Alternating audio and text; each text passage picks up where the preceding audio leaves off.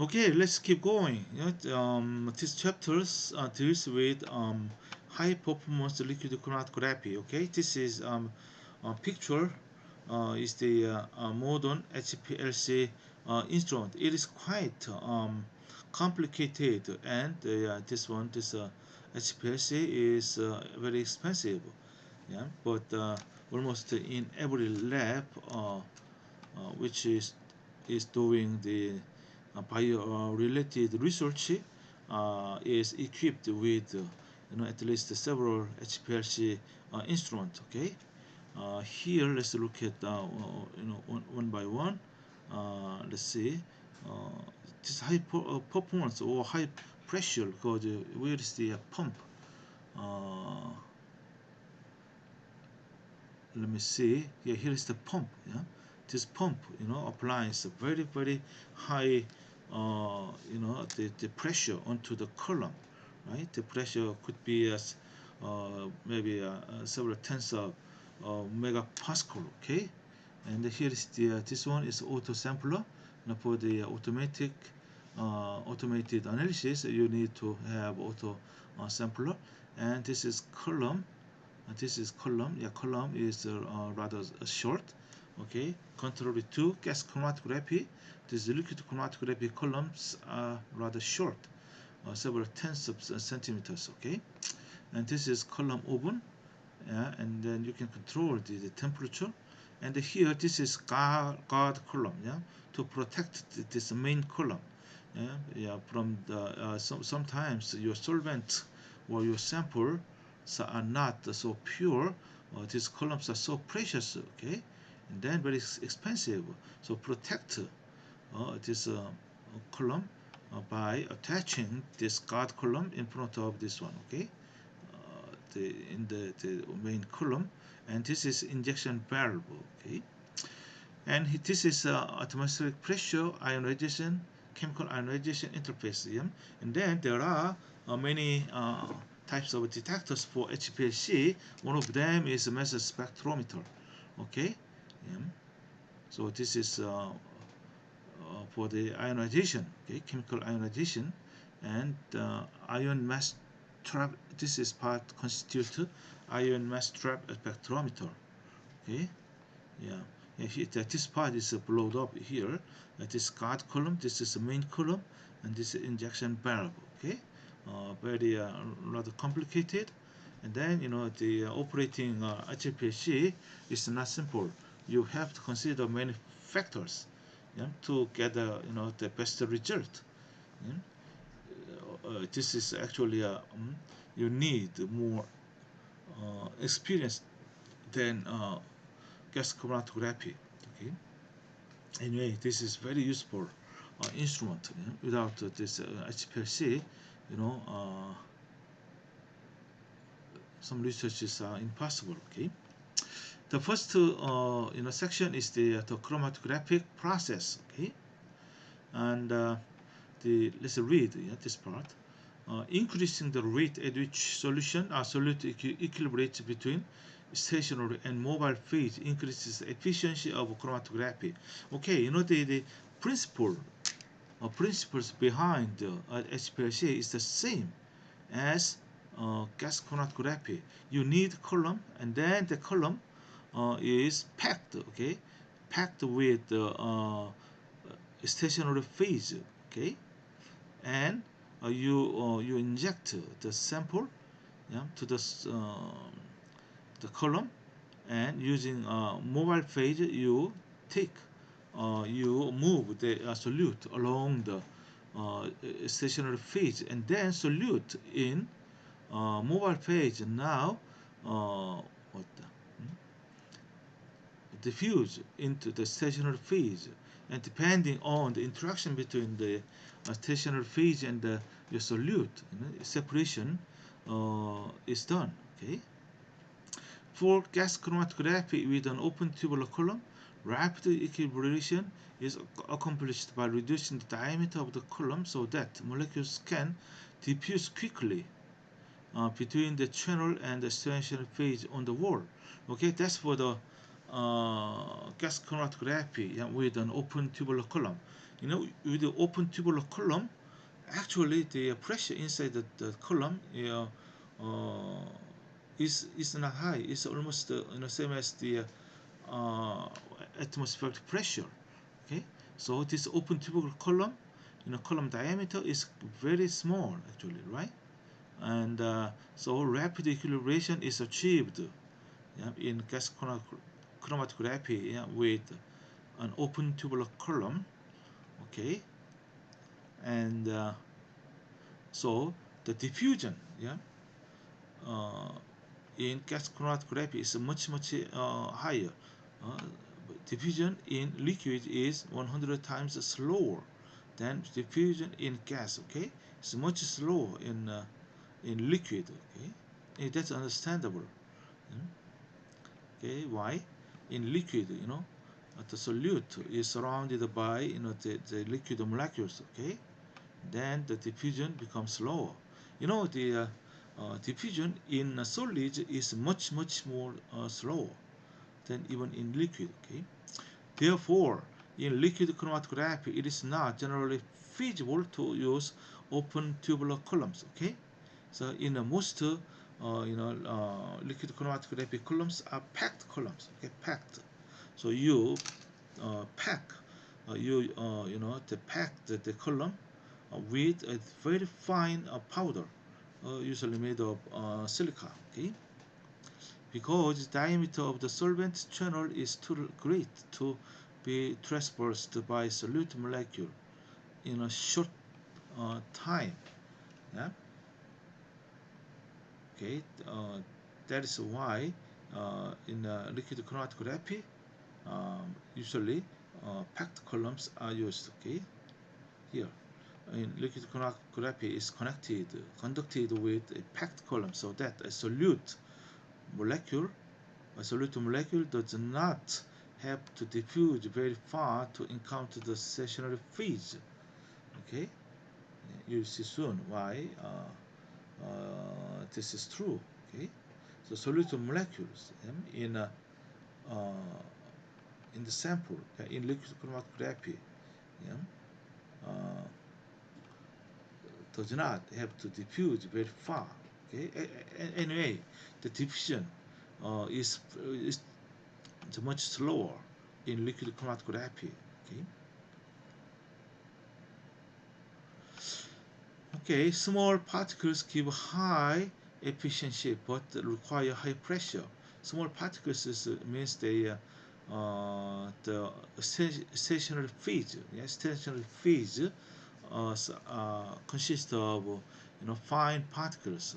Okay, the efficiency of a packed column increases as the size of the stationary phase particles decreases. Okay, yeah, think about that. Now you have a column, okay, and then now you packed the column with stationary phase. Yeah, the stationary phase are particles, and if you use larger particles, yeah, and then what? And then the efficiency, okay, separation efficiency may not be good. Okay, because the surface area is small, all right, and that's why, although the your elution time may be short, but actually your separation may be bad. Okay, so the smaller the particle size, the better the separation. Okay, so typical particle size in HPLC particle sizes are 1.7 to 5 micrometers. Okay, look at that. Yeah, these small particles uh, are filling the HPLC column. Okay, yeah, this illustration shows you. Yeah, this is true. Okay, the chromatograph A was obtained with particle size 4 micrometers. Okay, and let me see. In this case, the plate number of plates, yeah, 4 micrometers are also very small. Okay, and then in this case, you have very well separated peaks and number of plates. is 2000. Okay, and when you decrease, okay, the particle size to 1.7 micrometers, and then uh, you get same separation, and same separation, and what this one, uh, what the peaks, these peaks are becomes sharper. Okay. And this one C, was obtained with the same the particle size, but in this case here the solvent, the stronger solvent was used to elute solute more rapidly from the column in panel B. Okay, yeah. And then this one, uh, the decrease in particle size increases plate number. Okay, here this one is plate number is 7500. Okay, so larger plate number means that the better resolution. Okay, and then decrease particle size gives you sharper peaks. Okay, so the smaller the better, resolution, or decreasing run time at the same resolution. And I'm sorry, I thought with the large particle size, this one run time becomes shorter, but actually it is not true. Exactly the opposite. Okay, with a larger particle size, run time becomes longer. Okay, but with smaller particles, run time also becomes short.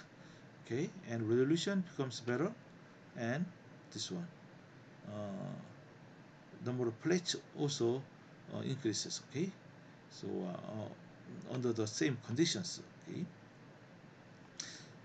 yeah. Okay, so from comparing the chromatograms B and C, we know that uh, the solvent, okay, here the solvent polarity quite important. Okay, this one, by changing the polarity to the stronger solvent here, yeah, we can shorten the analysis time. Okay, yeah, that's very important, and we learn the basic principles behind how to choose the solvent. Okay, usually in HPLC people use not a single solvent but the mixture solvent, two components or sometimes three component solvent. Okay, this example tells the scaling relations between columns. Commonly, silica particles occupy about 40% of the column volume, and solvent occupies 60%, right, of the column volume, regardless of particle size. The column used in figure 24 to 2a has an inside diameter of 4.6 millimeters. Okay, this is the typical size. Okay, in a um, packed column for the HPLC, column diameter is about a millimeter size and was run at a volume flow rate UV of 3 milliliters per minute. This is also a typical value with a sample size of 20 microliters. Okay, 20 microliters may be too much, or maybe, yeah, this is maybe okay. The column used in the figure, I'm sorry, I didn't. Oh yeah, here. Yeah, this is, I think, the figure. The column used in the figure has a diameter of DC. This is column diameter, yeah, which is 2.1 millimeters. Okay. And the B, A is, let me see, 4.6 millimeters. Okay. What flow rate should be used in trace B to achieve the same linear velocity Ux in trace A? And what sample volume should be injected? Okay, and so now you have, let me see, uh, two different columns. Okay, and then for the column A, uh, you know the flow rate. Yeah? 3.0 milliliters per minute. Okay, yeah, the sample size is 20 microliters. For column B, the diameter is given and calculate the flow rate. Okay, and the sample volume. Okay, okay, let's follow this solution. Column volume is proportional to the square of the column diameter. Okay, squared, because column length is fixed. Okay, column length is the same. Changing the diameter from 4 to 6 to 2 to 1. Okay, so volume is reduced by this factor.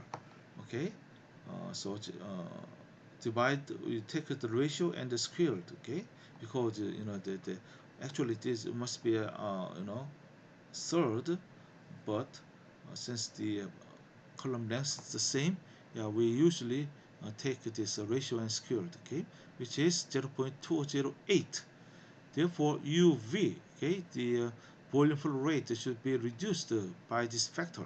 So for the large column, yeah, whose diameter is 4.6 millimeters, and then this one, so the volume velocity, volume flow rate is this one. Okay, for the large column multiplied by this factor. Okay, and then we get 0.62 milliliters per minute. Okay, so this means that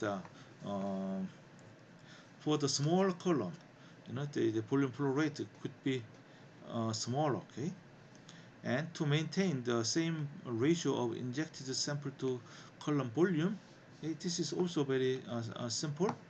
Here you injected 20 microliters for the large column, and since the volume decreased, also injection volume must be decreased. Okay, 20 microliters multiplied by this factor. Okay, so you need only 4.2 microliter.